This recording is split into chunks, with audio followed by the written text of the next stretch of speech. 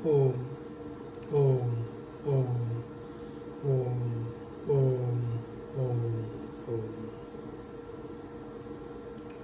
जीव को जीवन में आकर, संसार में आकर क्या करना चाहिए? तो बोलोगे कि बस संसार में जीवन यापन के लिए जो सामने आए वो करना चाहिए, किंतु ऐसा नहीं है। जीवन में यदि हम आए हैं तो कुछ ना कुछ उद्देश्य लेकर आए हैं।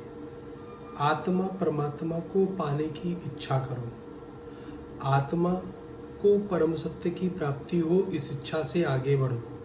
और यदि आत्मा परमात्मा को प्राप्त करने की कोशिश करोगे तो जीवन में सुख ही सुख आएगा, सब कुछ प्राप्त हो जाएगा। परमात्मा को प्राप्त करो तो परमात्मा की बनाई हुई वस्तुएं आपको स्वयं से ही प्राप्त हो जाएंगी।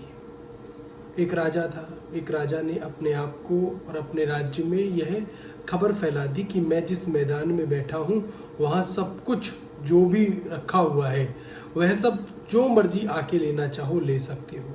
गाँव के लोगों की भगदड़ मच गई, सभी आए ग्राउंड में, मैदान में आए और वहाँ आकर कोई सोना ले रहा है, कोई चांदी ले रहा है, कोई हीरे ले रहा है, कोई जवाहरात ले रहा है। जो जहाँ तक पहुँच पाया वो चीज़ इकट्ठी कर रहा है, ले रहा है, अपनी अपनी इच्छा के अनुसार हर कोई सामान ले रहा है। तो एक व्यक्ति था जो कि गांव में मूर्ख बोला जाता था, और असल में वो व्यक्ति बहुत भक्ति भाव से परिपूर्ण था, सदैव भक्ति में लगा रहता था ईश्वर परमानंद की प्राप्ति के लिए। इसलिए लोग कहते थे ये तो मूर्ख है।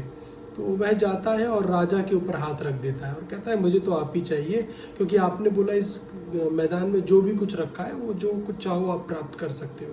तो राजा जी फंस गए। राजा जी कहते हैं जुबान दी है तो हमें स्वीकार करना पड़ेगा। तो वो बोलते हैं ठीक है हम आपके हुए, अब क्या करना है?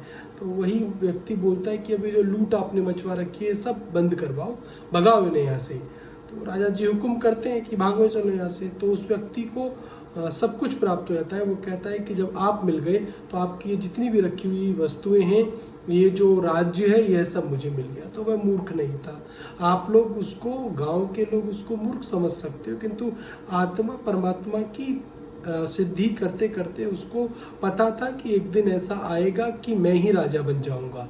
और वो दिन आया कि ईश्वर ने अपना खेल खेला और वह राजा बन जाता है। तो ऐसे ही संसार में है कि हम संसार में क्यों आए हैं? तो संसार में जैसा कि आप लोग कहेंगे कि हम लोग तो अपना काम धंधा जीवन यापन के लिए आए हैं, तो सोना चांदी इकट्ठा करना, धन दौलत इकट्ठा करना, यह सब कार्य हैं हमारे, किंतु ये पूर्ण सत्य नहीं है।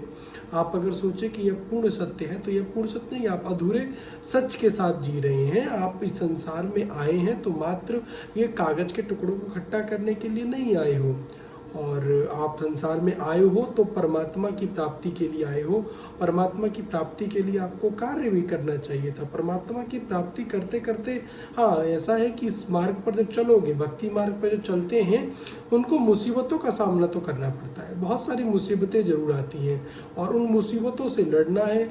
और यह संसार, हमारा परिवार, यह सब हमारे मार्ग में कांटे बोने का कार्य करता है, हमें रोकने का कार्य करता है। भक्ति मार्ग पर जाना एक मुश्किल कार्य है, और यदि आप कलयुग में चोर लुटेरे बनना चाहो तो आसानी से आप बन सकते हो। किंतु आत्मा और परमात्मा की प्राप्ति के लिए जब आप बोलेंगे कि मैं ये प्राप्त करना चाहता हूँ, परमात्मा को प्राप्त करना चाहता हूँ, तो कोई भी आपको इस मार्ग पर बढ़ने नहीं देगा। कोई भी नहीं चाहता है कि आप पूर्ण सत्य को प्राप्त करें।